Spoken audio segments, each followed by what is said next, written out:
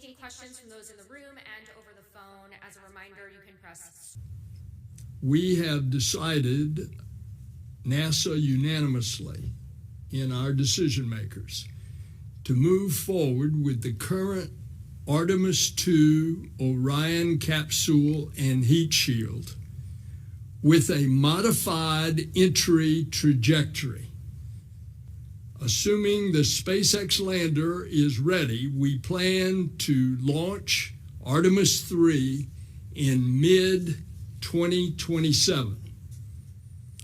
That will be well ahead of the Chinese government's announced intention that they have already publicly stated is 2030.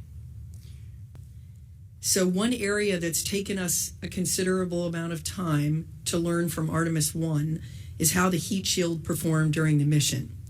Obviously, a very critical aspect of the mission.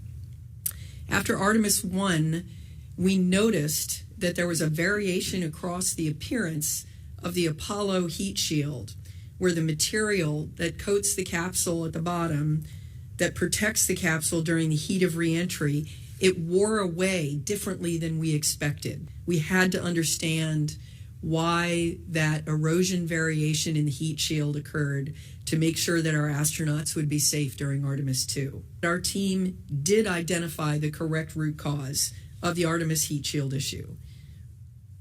They also validated that our test approach would bound the risk that, again, ultimately led to the flight rationale that it was safe to fly.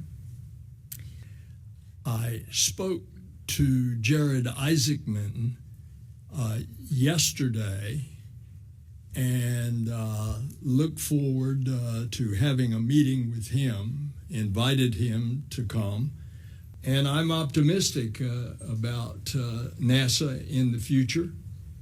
And that's why I called to congratulate and to ask Jared to come on by when he can get to D.C., and we'll talk further.